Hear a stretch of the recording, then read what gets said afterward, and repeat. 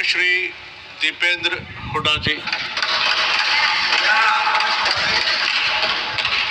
पहलगाम आतंकी हमले में शहीद हुए 26 देश के नागरिकों को श्रद्धांजलि देने के साथ सर्वप्रथम मैं हिंदुस्तान की फौज को नमन करना चाहूंगा।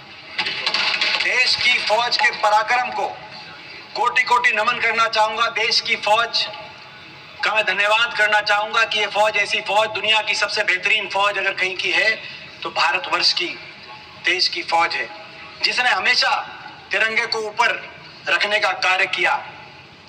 और देश की फौज का पराक्रम कोई चर्चा का विषय भी नहीं। बार बार सत्ता पक्ष की तरफ से देश की फौज के पराक्रम को लेकर बात कही जा रही है, इसमें हम सब शामिल हैं। आप प्रस्ताव लाइए, देश की फौज के पराक्रम को नमन करने का प्रस्ताव लाइए, हम आपका साथ देंगे। नहीं तो हम प्रस्ताव ला रखते हैं, आप हमारा साथ दीजिए। ये चर्चा का विषय नहीं है। चर्चा का विषय यह है कि फौज ने तो अपना काम किया, लेकिन क्या सत्ता पक्ष में बैठे हुए नेताओं ने अपना काम किया कि नहीं किया, यह चर्चा का विषय है। चर्चा का विषय यह है कि सत्ता पक्ष की कार्यप्रणाली क्या रही ऑपरेशन सिंदूर के समय। और हमारा देश लोकतंत्र है, विपक्ष की जिम्मेदारी है, यदि सत्ता पक्ष अपनी जिम्मेदारी में कहीं कमी छोड़ता है तो विपक्ष की जिम्मेदारी है उस कमी को, उस खामी को देश के जनता के सामने रखे। यह हमारी जिम्मेदारी है इस प्रजातंत्र में। विपक्ष ने अपनी जिम्मेदारी उस समय निभाई जब पहलगाम पे आतंकी हमला हुआ, और हमने कहा कि हम आपके साथ हैं। हमने कहा कि दुश्मन को मुंह तोड़ जवाब दो, पूरा देश आपके साथ है, विपक्ष आपके साथ है। लेकिन आपने क्या किया? आपने सर्वदलीय बैठक रखी, लेकिन सर्वदलीय बैठकों में प्रधानमंत्री जी नहीं शामिल हो पाए। उनकी व्यवस्था दिखाई गई। अगर उन दिनों में उनकी व्यवस्था थी तो दिन बदले जा सकते थे, और अगर दिन में व्यवस्था थी तो रात के 12 बजे भी अगर आप सर्वदलीय बैठक रहते तो हमारे नेता, देश के विपक्ष के नेता सब आने के लिए तैयार थे। दुनिया में एक शक्ति प्रदर्शित होती भारत के लोकतंत्र की कि सब एक हैं, लेकिन आपने वो मौका चूक गए आप। उसके बाद बहरहाल ऑपरेशन सिंदूर में हमारी फौज ने अपना पराक्रम दिखाया, अपना लोहा मनवाया। और एक ऐसा समय आया 9 तारीख के बाद जब दुनिया ये मानने लगी कि हिंदुस्तान की फौज का अपर हैंड है, हम एडवांटेजियस पोजीशन में हैं, हम दुश्मन के गले के नजदीक हैं। लेकिन फिर 10 तारीख को यकायक सीज फायर। देश की भावना थी कि पाकिस्तान को मुंह तोड़ जवाब दिया जाए, निर्णायक जवाब दिया जाए, जैसा 1971 में पाकिस्तान के 2 टुकड़े करके दिखाया था। हमारी देश की फौज ने तत्कालीन प्रधानमंत्री जी इंदिरा जी के समय पाकिस्तान को ऐसा जवाब दिया जाए। आप बार बार बोलते थे पाकिस्तान ऑक्यूपाइड कश्मीर की बात बोलते थे, अब आगे किस मुंह से आप पाकिस्तान ऑक्यूपाइड कश्मीर की बात रखेंगे देश के सामने? आपके सभी वक्तव्यों में कहा गया है कि पाकिस्तान घुटनों पे था। आप ही कह रहे हैं अगर पाकिस्तान घुटनों पे था तो सीज फायर जिसको आपने स्वीकृति दी, और आप कह रहे हैं कि हमने सीज फायर को माना, अगर पाकिस्तान घुटनों में था तो सीज फायर की क्या जस्टिफिकेशन है? मगर दुख तो तब हुआ, देश के दिल में दुख हुआ कि देश की जो भावनाएं थी उन भावनाओं पे विराम, युद्ध विराम, पाकिस्तान की ईंट से ईंट बजाने की भावनाओं पे विराम अमेरिका की एक ट्वीट ने आपके युद्ध विराम की घोषणा से पहले की। उसके बारे में मैं आऊंगा, लेकिन ये सीज फायर की क्या शर्तें थी देश के सामने आपको रखना चाहिए। मगर इन शर्तों के साथ साथ युद्ध विराम से पहले भी एक रणनीतिक चूक हुई। आज राजनाथ सिंह जी कह रहे थे कि कांग्रेस के समय यह रणनीतिक चूक हुई पाकिस्तान को लेकर। सबसे बड़ी रणनीतिक भूल उस समय हुई, आदरणीय विदेश मंत्री जी बैठे जब इन्होंने टेलीफोन करके कहा कि हम केवल आतंकी ठिकानों को निशाने पे ले रहे हैं, मगर हम किसी मिलिट्री या सिविलियन ठिकानों को निशाने पे नहीं ले रहे। जब ये कहा आपने स्वीकार किया, एक तरीके से क्लीन चिट दी पाकिस्तान की आर्मी और सरकार को, और अलग अलग दृष्टि से आपने देखा पाकिस्तान, जबकि आपके सारे स्पीकर्स कह रहे हैं, मान रहे हैं और देश मानता है, दुनिया को पता है कि पाकिस्तान की सरकार, पाकिस्तान की आर्मी और इन आतंकियों में कोई भेद नहीं किया जा सकता। ये एक हैं। मगर आपने स्वयं टेलीफोन करके अलग अलग दृष्टि से देखने का काम किया कि केवल हम आतंकी ठिकानों को, ये जो रणनीतिक भूल हुई है इतिहास में हमेशा, ये बात पाकिस्तान को एक आपने मौका दिया ये कहने के लिए। विदेश मंत्रालय की क्या भूमिका रहती है देश में? विदेश मंत्री का काम कोई स्कूल, कॉलेज या सड़क बनाना नहीं होता। विदेश मंत्रालय का काम होता है दुनिया में अपने दोस्त मुल्कों को की संख्या को बढ़ाना। विदेश मंत्रालय की और विदेश नीति की आपकी सच्चाई 11 साल की तब सामने आई जब ये टकराव की स्थिति पैदा हुई। कितने देश आपके साथ आके खड़े हुए और कितने देशों ने खुल के पाकिस्तान का साथ दिया, दुनिया ने देखा।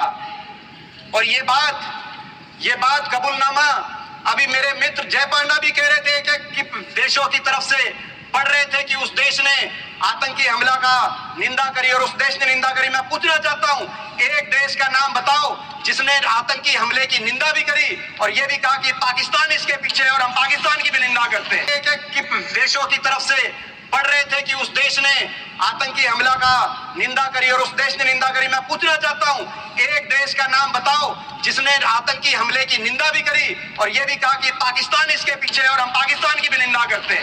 एक देश ने पाकिस्तान की निंदा नहीं करी।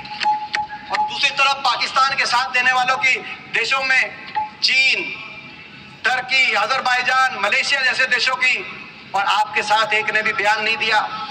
और ये बात आपको भी पता है, 11 साल की आपकी विदेश नीति, दुनिया में जो भ्रमण प्रधानमंत्री जी ने किया, विदेश मंत्री जी आपने किया, बाकी अधिकारियों ने किया, उसका सच तब सामने आया जब इस घटना के बाद आपको सांसदों पर अपना विश्वास व्यक्त करते हुए सांसदों के प्रतिनिधि मंडल भेजने पड़े। 11 साल से आप क्या कर रहे थे दुनिया में कि चप्पे चप्पे में घूम के, जब आपको सांसदों पे आना पड़ा तो किस बात का? और आपकी विदेश नीति की दूसरी बड़ी कमी, बहुराष्ट्रीय संस्थाओं ने उस एक महीने में जिस तरीके से पाकिस्तान का साथ दिया और आप उसको रोकने में असफल साबित हुए। जिस तरीके से IMF ने 1 बिलियन का लोन, जब टकराव चल रहा था, शायद दुनिया के इतिहास में पहली बार हुआ होगा, IMF ने $1 बिलियन का लोन सैंक्शन किया, जिसका विरोध भी आपने किया, लेकिन आपके विरोध को IMF ने नहीं सुना। वर्ल्ड बैंक ने $40 बिलियन के निवेश का प्रस्ताव पारित किया, तो उसी महीने ADB ने उसी मई के महीने में $800 मिलियन का लोन पाकिस्तान के लिए स्वीकृत किया। दूसरी तरफ यूनाइटेड नेशंस सिक्योरिटी काउंसिल के अंदर पाकिस्तान को काउंटर टेररिज्म ग्रुप का को चेयरमैन बनाया गया, डकैत के हाथ को थानेदार बनाया गया, आप रोक नहीं पाए।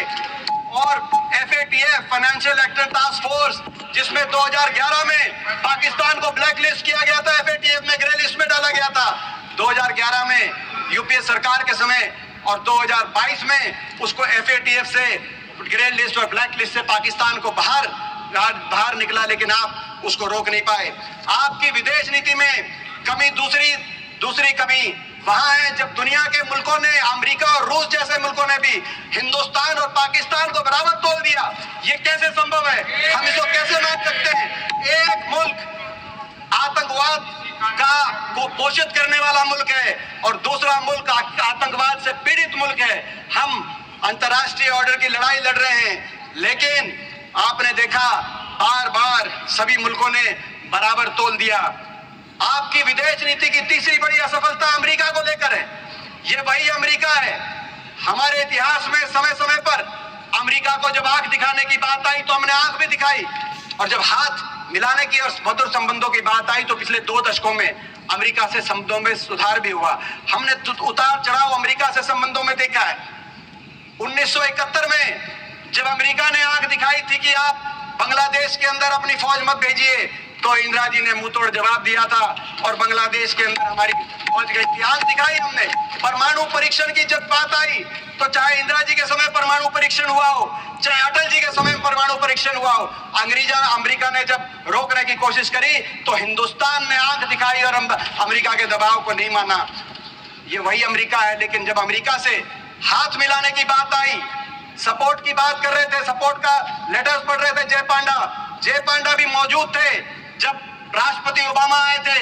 जब मित्रता की बात आई और 26/11 हुआ मुंबई में, तो राष्ट्रपति ओबामा वॉशिंगटन से दिल्ली आए। जॉइंट संसदीय सेशन में मैं भी एक सांसद था, जय पांडा भी एक सांसद थे, और राष्ट्रपति ओबामा ने कहा कि पाकिस्तान के अंदर टेररिस्ट के सेफ हेवन को बर्दाश्त नहीं किया जाएगा और हिंदुस्तान ये साथ देने की निभाने की बात, हाथ भी मिलाया और नजर भी आंख भी मिलाई। मगर अमेरिका, आज आपको यही नहीं पता अमेरिका के साथ आप हाथ मिलाना चाहते हो या उनको आंख दिखाना चाहते हो। और अमेरिका के राष्ट्रपति ने 28 बार कहा कि सीज फायर हमने कराया। उससे भी चिंतनीय बात उन्होंने कहा व्यापार के धौल दे के दिखाया। बात थी आतंकवाद पे वार की, आ गई व्यापार पे। अमेरिका के राष्ट्रपति कह रहे हैं, अमेरिका के राष्ट्रपति ने केवल व्यापार तक नहीं रुके, उन्होंने कहा कि 5 जहाज गिरे, वो केवल जहाज तक भी नहीं रुके। अमेरिका के राष्ट्रपति जी ने कश्मीर का भी नाम लाया कि कश्मीर में अमेरिका की बात हुई है। और दुख की बात यह है कश्मीर के मामले में और विदेशी हस्तक्षेप के मामले में, क्योंकि इस बात पर भाजपा का, आरएसएस का भी एक स्टैंड रहा है। क्या आरएसएस की भी विदेश नीति बदल गई है? क्या आरएसएस को भी स्वीकार्य है कि अमेरिका हस्तक्षेप कर रहा है? दुख की बात और है, दुख की बात यह है कि 28 बार अमेरिका के मुखिया ने अपने मुंह से ये बात कही और लगातार कह रहे हैं, लेकिन हमारे देश के मुखिया ने एक बार भी उसका खंडन नहीं किया कि अमेरिका के राष्ट्रपति बोल रहे हैं, गलत बोल रहे हैं। अमेरिका को भी चुनना होगा, अमेरिका को भी चुनना होगा। अमेरिका को कैसे संबंध चाहिए हिंदुस्तान के साथ? दुनिया की एक शक्ति है हिंदुस्तान, भारतवर्ष को पाकिस्तान से का बराबरी नहीं कर सकता अमेरिका को भी चुनना होगा। और मैं आपसे भी कहना चाहता हूं, आपको भी रास्ता चुनना होगा, या तो आंख दिखाओ या हाथ मिलाओ, या तो बातचीत करके अमेरिका से संबंध सुधारो और डोनाल्ड को चुप कराओ, डोनाल्ड का मुंह बंद कराओ, नहीं तो हिंदुस्तान में मैकडोनाल्ड को बंद कराओ। अमेरिका को अधिकार नहीं है, दोनों घोड़ों पे सवार होकर चलने का अधिकार नहीं है। आपकी विदेश नीति की तीसरी बड़ी असफलता चीन को लेकर है। मैं याद दिला दूं, जब आसिफ मुनीर अमेरिका के अंदर लंच कर रहे थे, उनको भोजन दिया जा रहा था और वो कह रहे थे कि डोनाल्ड ट्रंप को नोबेल पीस प्राइज दिया जाए। जब वो ये कह रहे थे, उसी दिन इत्तेफाक से उसी दिन चीन के अंदर ट्राइलेटरल बातचीत चल रही थी, चीन, पाकिस्तान और बांग्लादेश की। ये उस दिन ट्राइलेटरल बातचीत चल रही थी चीन को लेकर। बार बार आपको आगाह किया हमारे नेता राहुल गांधी जी ने, इसी सदन में किया है, लेकिन उनकी बात को आपने हल्के में लिया। और आज आपको आगाह कर रहे, हमारी फौज आगाह कर रही है चीन को लेकर। जो हमारे फौज के deputy chief of army staff है राहुल सिंह, उनका बयान आया कि चीन ये जो युद्ध था, इसमें पूरी तरीके से पाकिस्तान को सर्वेलेंस में, सैटेलाइट में, इक्विपमेंट में, प्लेटफॉर्म में, नेटवर्क में पूरी तरीके से पाकिस्तान का साथ चीन दे रहा था। और पाकिस्तान के डीजीएमओ की बात आई कि जब लड़ाई चल रही थी तो एमओ रूम के अंदर चीन के एम्बेसडर, पाकिस्तान में जो चीन के एम्बेसडर हैं, वो एमओ रूम में बैठे थे, पाकिस्तान के आर्मी के हेडक्वार्टर में बैठे थे। ये पाकिस्तान के डीजीएमओ ने कहा। लेकिन आपका क्या रिस्पॉन्स रहा? आपने चीन के एम्बेसडर को अभी तक दिल्ली में तलब करने का भी कभी कार्रवाई नहीं करी, चीन को कार्रवाई नहीं करी। जब टर्की ने पाकिस्तान के साथ देने के लिए अपना बेड़ा बजाया, तो आपने टर्की के दुश्मन मुल्क साइप्रस में प्रधानमंत्री जी गए, अच्छा संदेश गया। मगर जो असली दुश्मन था चीन, आपको अगर संदेश देना था तो ताइवान में प्रधानमंत्री जी जाते, चीन को संदेश देते। चीन को भूल गए। और 6 जुलाई को जब जनरल राहुल सिंह ने कहा कि चीन इसके पीछे है, आपका क्या जवाब रहा? विदेश मंत्री जी आप 10 जुलाई को बेजिंग चले गए, 10 जुलाई को बेजिंग चले गए, ताइवान भी बेजिंग चले गए, और आपका ट्वीट आया, आपका वक्तव्य आया कि चीन की जो एससीओ की अध्यक्षता है उसका भारत समर्थन करता है और हमारे संबंधों में सुधार हो रहा है। किस बात का दबाव? चीन से। भारत एक स्वतंत्र, एक ऐसा देश है जिसको आज हल्के में नहीं लेना जाना चाहिए। आपकी एक और रक्षा मंत्री बोल रहे थे, मैं एक और डिफेंस प्रिपेयर्डनेस को लेकर भी इस बीच में कहना चाहूंगा। हमने देखा आर्मी वालों ने क्या कहा, एयरफोर्स वालों ने क्या कहा। मैं दो ही पढ़ना चाहता हूं, आर्मी और एयरफोर्स। आपको सुनना पड़ेगा वो क्या कह रहे हैं। रक्षा मंत्री जी, आपकी भी 11 साल की रक्षा नीति की नक्शा नीति 11 साल की, उसका रिपोर्ट कार्ड जो हम कहें उससे मत मानना, मगर जो deputy chief of army staff lieutenant general Rahul Singh ने कहा, क्या कहा? उन्होंने कहा, राहुल सिंह जी की जो स्टेटमेंट आई चीन को लेकर, उसके बाद उन्होंने कहा the equipment that was supposed to be received in January has not been delivered yet. We still depend on a lot of things from outside, and if all that equipment was made available, the story may have been little different. ये उन्होंने कहा. और air marshal हमारे air marshal Amarpreet Singh, जिन पे हमें गर्व है, उन्होंने क्या कहा? उन्होंने कहा, एयर मार्शल ने, हमने नहीं, उन्होंने कहा, not a single project that I can think of has been completed on time. Why should we promise something which cannot be achieved? Hooda ji, air force कह रही है, आर्मी कह रही है, और स्टैंडिंग कमेटी. एक सेकंड हुड्डा जी, आपके पार्टी से आज की लिस्ट में बहुत सारे नाम आए हैं, इसलिए आप अपना भाषण जल्दी से खत्म कीजिए. और एक सेकंड, एक ही सेकंड, 1 सेकंड, एक सेकंड हुड्डा जी, एक सेकंड, हुड्डा जी, एक सेकंड, नहीं, एक सेकंड, नहीं, एक सेकंड, आपको एक सेकंड, हुड्डा जी, एक सेकंड रुकिए. यदि सभा की सहमति हो तो सभा की कार्यवाही आज रात 12 बजे तक पढ़ा जाएगा. थैंक यू, धन्यवाद. आप सब आप कंक्लूड कीजिए. केवल उन्होंने नहीं कहा, आदरणीय रक्षा मंत्री जी, केवल उन्होंने नहीं कहा, स्टैंडिंग कमेटी, क्योंकि संसदीय स्टैंडिंग कमेटीज की रिपोर्ट पर आपकी सरकार ध्यान नहीं देती. 2018 की रिपोर्ट, 2023 की रिपोर्ट क्या कह रही थी आपको? आप लगातार रक्षा बजट को घटा रहे हैं, जो सही नहीं है, और रक्षा बजट को बढ़ाइए. इन 11 वर्षों में रक्षा budget as a percentage of GDP और एज अ परसेंटेज ऑफ हमारा जो budget as a percentage GDP, इन 11 वर्षों में रक्षा बजट 2.5% से घटकर 1.9% पे आप लेके आए. और ये जो रक्षा बजट एज अ जीडीपी के प्रतिशत में, ये रक्षा बजट 1962 के युद्ध के बाद सबसे नीचे स्तर पर आप लेके आए. और स्टैंडिंग कमेटीज आपको कह रही थी कि ये सही नहीं है. रक्षा बजट आपने कम किया, अग्निवीर जैसी योजनाएं आपने लेके आए, जिसने फौज, देश की फौज पे जिससे हमें गर्व था, उसका हमारा मानना है कि वो फौज के लिए सही नहीं थी. लेकिन उससे भी एक और दुर्भाग्यपूर्ण बात यह है कि रक्षा बजट में एयरफोर्स मॉडर्नाइजेशन के बजट में भी आपने कटौती करने का काम किया. जो राहुल जी, हमारे नेता, बार बार जिस बात को लेकर आपको आगाह कर रहे हैं, आज हमारे देश में 60 स्क्वाड्रन की जरूरत है. 60 स्क्वाड्रन की, जो एयर मार्शल बोल रहे हैं, 41 स्क्वाड्रन, 41.1 स्क्वाड्रन यूपीए के समय, हमारे समय मंजूर हुए थे 2011 में, मगर धरातल पे केवल 31 स्क्वाड्रन आज एयरफोर्स के हैं. और इन 31 स्क्वाड्रन में से भी कई स्क्वाड्रन ऐसे हैं जिसमें जैगुआर जैसे जहाज है. वही जैगुआर है जो पिछले 6 महीने में 3 जैगुआर जहाजों का क्रैश हुआ, जिसमें 2 हरियाणा के हमारे पायलट को शहादत देनी पड़ी. जैगुआर के साथ उसको आधुनिकता से लैस किया जाए, बजट को बढ़ाया जाए. जो आज हमारी एयरफोर्स के अंदर जिस तरीके से मजबूती, आज 2 फ्रंट 3 फ्रंट वॉर की बात चल रही है. आज पाकिस्तान 82% अपने हथियार चीन से ले रहा है, तो बांग्लादेश 71% अपने हथियार चीन से ले रहा है. ऐसे में नेटवर्क, प्लेटफॉर्म, हर तरीके से आधुनिकता से लैस किया जाए. आप वो ऑपरेशन सिंदूर आप कह रहे जारी है, क्रिकेट जारी मत करो ऑपरेशन सिंदूर के साथ. और करना है तो हमारी देश की फौज को मंजूर. धन्यवाद, धन्यवाद सभापति महोदय.